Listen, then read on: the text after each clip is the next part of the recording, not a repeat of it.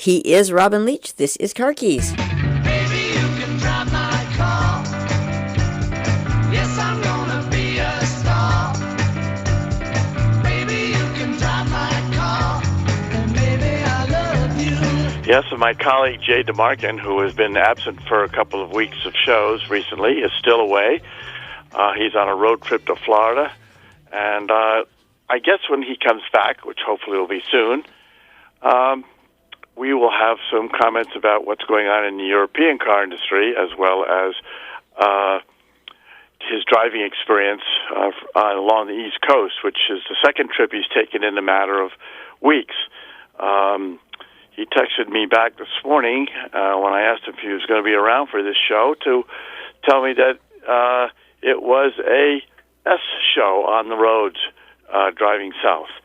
And everybody can fill in the S word. Was that because there were lots of people?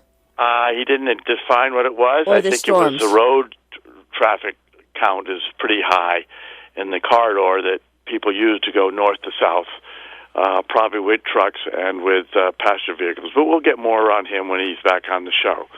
In the meantime, the industry is rolling along, lurching along with chip problems, but there seems to be an okay inventory of some manufacturers' vehicles.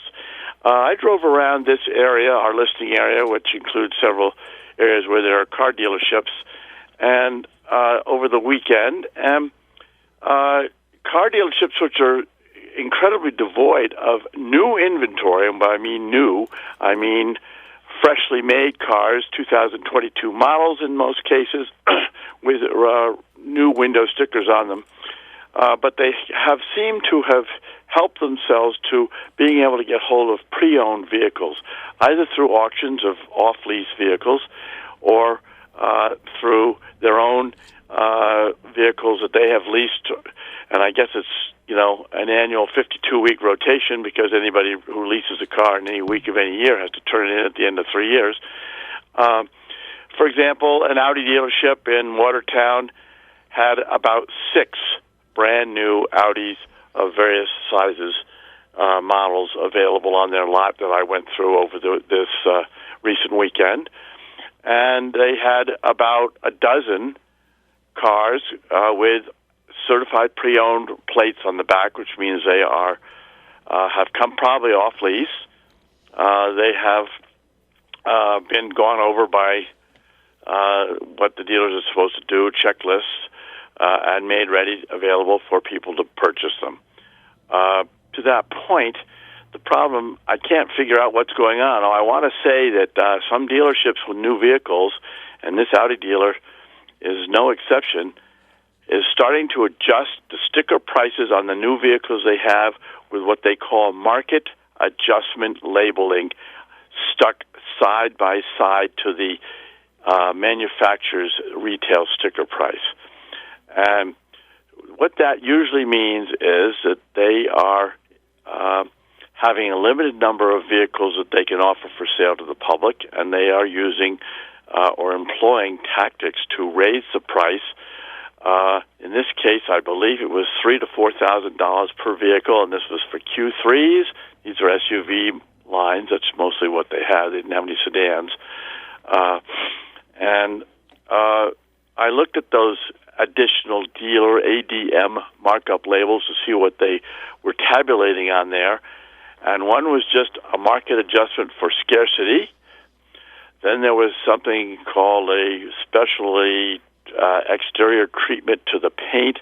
It might have been a ceramic wax situation application. I don't know. And then there was glass etching. That was listed at $199. I did not see any etched glass with VIN numbers on the 2 vehicles I looked at with these additional dealer markup stickers, which made me wonder whether if I were to go purchase one of these, I should make that noted, and they say, well, we'll get it done for you, or I say, I don't want it.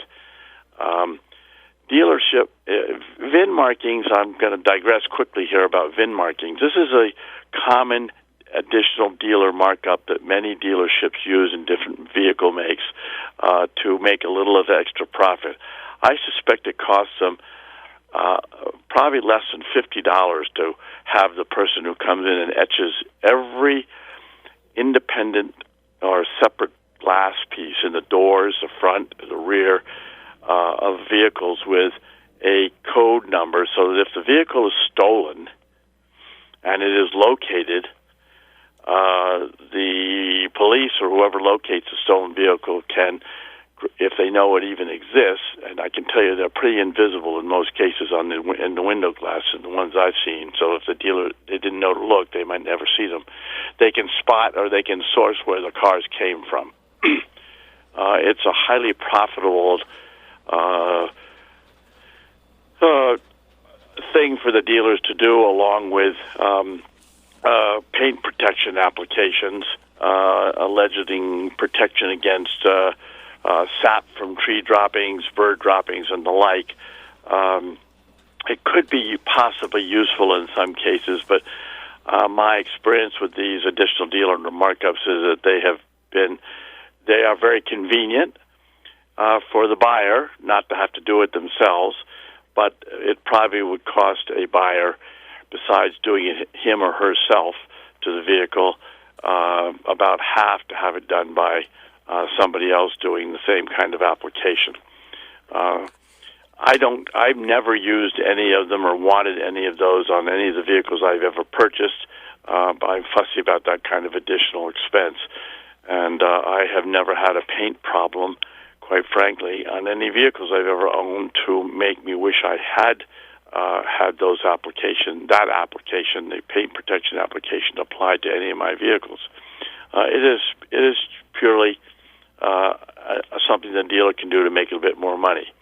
The major amount of this additional dealer markup, which I believe was $4,000 per vehicle, not $3,000, was just a dealer markup amount. And whether or not that is a negotiable situation when you go to purchase one of these rare new cars available in this particular Audi dealer's lot is open to the dealer's willingness to negotiate any price at all. One of the things that's been going on through this problem of inventory shortage due to all the things we've talked about on many shows before is that there isn't much really new inventory. The Subaru dealer in Torrington, which is a well-known Subaru dealer, very well-liked by most of their customers, has all, before this pandemic, chip shortage situation, used to have, and so did the Audi dealer, their lots filled with vehicles, both new and used. The Subaru dealer is also virtually sold out of Subarus as far as new vehicles are concerned, and they had very, very few used Subarus on the lot for people to look at. Subaru is right now selling about everything they can produce, according to an article I've read recently, including cars coming off carriers being already pre-sold to the dealers that are able to get them. Talking about pre-sold orders, Ford is now selling cars, and the manufacturers have gotten smart.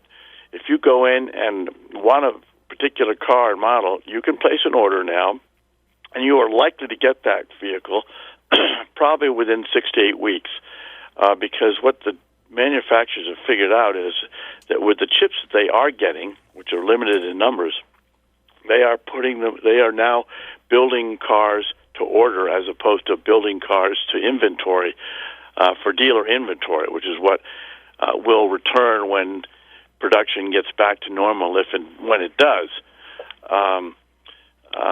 To that end, there are I see a lot of new vehicles showing up on the roads, and the interesting thing about that is that I still go by our local area Ford dealer, for example, and that dealership has very few new vehicles on its lot. Yet I'm seeing the plates on these new cars. The dealers usually put their dealership name on a plate frame on the back and the front of the plates if the owners let them do it. And so I know that the cars that I see that I know are new with this dealership's plate frame on it, they are getting cars through this dealership, although you don't see them on the lot. But that's the way dealerships are selling cars so that they can possibly build to order as opposed to build to inventory. But you you don't have the easy option of just going on to any dealer right now, and finding a car that you might want to buy and get instant gratification. This used to be the way it was all the time back when I bought my first car, which was in order You mean it used to be fun? buy specifications. What? You mean it used to be fun? It used to be fun. It was fun, And at least for me. no, I'm serious. And the thing that I just marvel at is the power of advertising. They were just basically terrified. Now, look, if you're a gearhead, and some people just naturally are, then you pay no attention. But if you are, if you get all your information from adverts, then it's terrifying. You're gonna get. It's too scary to go to a dealership.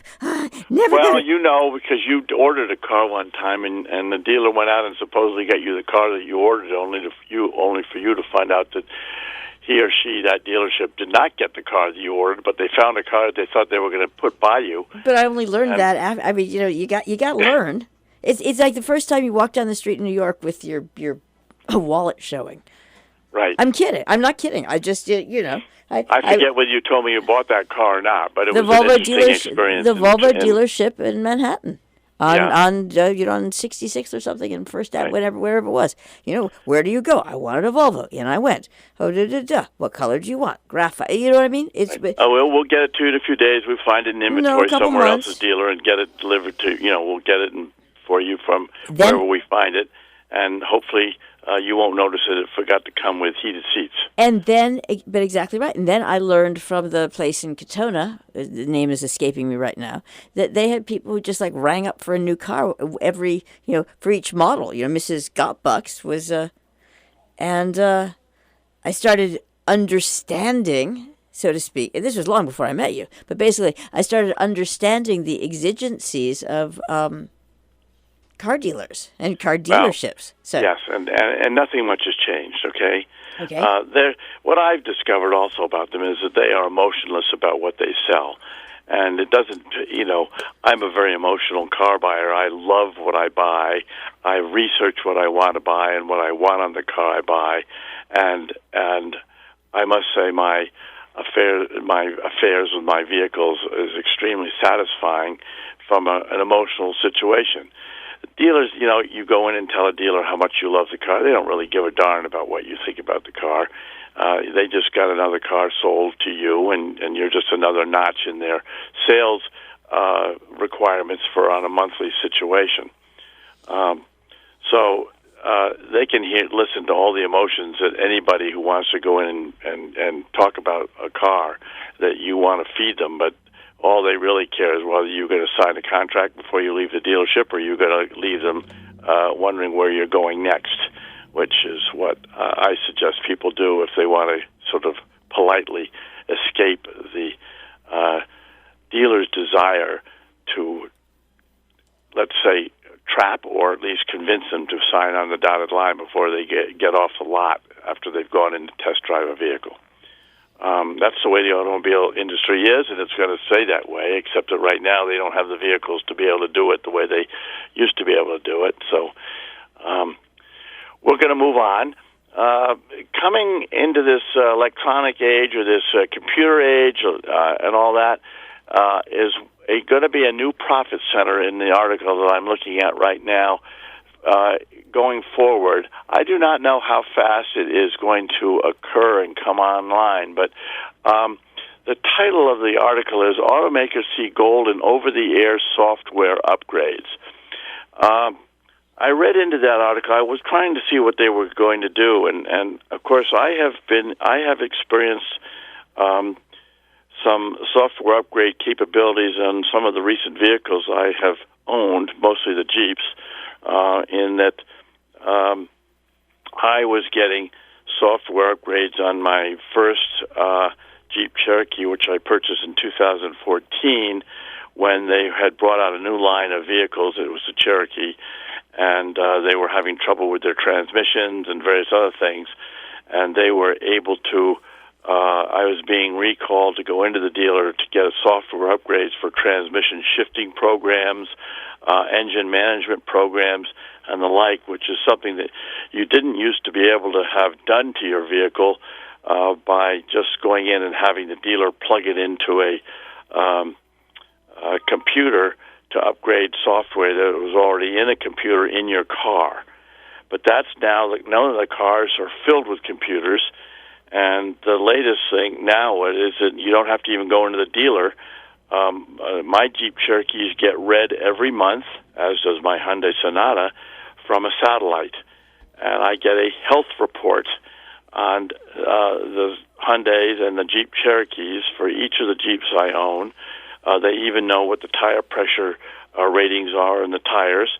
They know whether the engine's running properly. That's okay with you? All this is okay with you, right? Yeah, it's all okay with me. I have no problem with it. This is not a privacy thing for me. I think it's an easy way to see whether what the manufacturer knows about my car on a monthly basis. They know what the mileage is in the car at the time the satellite read the car. They know if I should be thinking about an oil change. Presumably, blah, blah, blah. though, they can make your car not drive. They could probably make my car not drive. Or your car is not drive. All cars already come with those programs. But that's what I mean. Indeed, you can do. If you have children or if you have your car stolen, you can have it deactivated either from an app on your phone in some cases or through, GM has had what they call OnStar for years, yep. In which you could call, theoretically, a number, and OnStar could possibly shut your car down if it was in somebody's hands you didn't want it to be. Let me ask you a question. What if you did something not necessarily illegal that the government deemed worthy of taking you off the road? Well, you already have the black box in the car, regardless of what that question was asking. So the government can read. This is what's going on in accident investigations. They're getting the police or somebody has access to the black box. It's like the black boxes in airlines. When an airline crashes, they try to go get those boxes to see what caused the accident. And they know how Tesla is filled with black box information. They know exactly how fast the car is going at the time of impact. So they know if the driver was allegedly driving at an illegal speed and possibly been a cause of the accident. All sorts of things come out of those black boxes. And can you just do the cops? It's a serious question. Do they just have access to it, or do they have to go through? I do not know the answer to that question. Some sort of. I do know that they can get access to them, and right, whether they have automatic access or they have to get permission, I don't know. Okay, just curious. We are coming to the. I just want to. We're coming to the safety tip portion of the program. We're almost there. Yeah, that's true. I had something else I wanted, and I just lost it with your comment about the safety tip portion thing. But let me go back to the software upgrades. What the manufacturers are hoping to do for new cars going forward when they get their plans together and their acts together is going to be able to charge you, the owner, subscription fees to do things. My Hyundai came with courtesy subscription fees to a number of options which have just run out, and I want to say I am not renewing them because they were like a hidden monthly charge that if you put it on auto pay, you didn't pay any attention, and you were being paid X $100 a month for things like being able to start your car remotely. This is a Hyundai situation. This is not the Jeep situation, which I'll get to before. We don't have many safety things, listeners, so don't worry. And I've been paying $160 a month or $130 a month for a subscription, which included, I believe, navigation, which really roils me. Starting my car from inside the house, which I can do free with my Jeep, all my Jeep Cherokees. I have the cold weather package, and a number of other things, none of which I use. But they are probably useful for people who live in high crime rate cities, areas of the country where cars are stolen, but not needed to do, or lock it. You can get your car unlocked and all that. All of which the manufacturers are going to think they're going to start to charge people once they've the courtesy subscription that will probably come with these vehicles going forward ends, and those subscriptions may be anywhere from 1 to 3 years, courtesy of the auto manufacturer. And by the time they come to the end, they're hoping that you, the car owner, is going to want to continue them, for which they're going to be able to charge. And if you don't want to continue them and pay the charge, they're going to be disconnected, which I think is not a very nice way to sort of cajole the owner into continuing to pay for things that may or may not be desirably needed after the courtesy subscriptions run out. Yes, we're getting closer to the safety situation. I will say we are in a winter situation. Blessedly, we have not had significant winter weather to keep reminding drivers to be careful when the roads are slippery. I do want to say that bridges freeze before road pavement, and there are several bridges around here that if they were to already be cold because of several repetitive days of sub-freezing weather. By sub-freezing, we're talking about 32 degrees or colder. The surfaces of the road would be such that wet precipitation might freeze on the bridges while not freezing on the regular road pavements. And it's surprising how slippery bridge surfaces can be. I don't know whether listeners hearing this have ever experienced being on a bridge that has frozen when the regular roads appeared to be perfectly fine. But if you were on a bridge that was on a curve, not many bridges are on curves. They're mostly straight across whatever you're bridging. But the surfaces can be very slippery. If you have to brake suddenly, you may find yourself not having much grip on the road, and your car might not slow down even with ABS, anti-lock braking systems. So you need to worry about that. I do say that you should check your tires for tread depth. If you have very little tread depth on your tires, you should be really thinking, if it's wintertime, about getting new tires, because treadless tires are very dangerous in snowy conditions. You absolutely have very little to no grip on a surface that has snow coverage if you don't have any tread depth to help connect you to the road. Windshield wipers. Windshield wiper blades should be in good operating condition for snow and sleet and freezing rain. Old blades that start to peel are no good in keeping your windshields clean in stormy weather. And it's amazing how you don't think about that at all, especially when we have dry periods in which you don't ever use your wiper blades. But they do dry out. Older blades do fray, and they start to peel.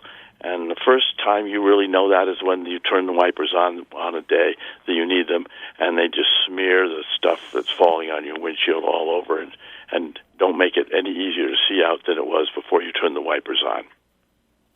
He is Robin Leech. This is Car Keys.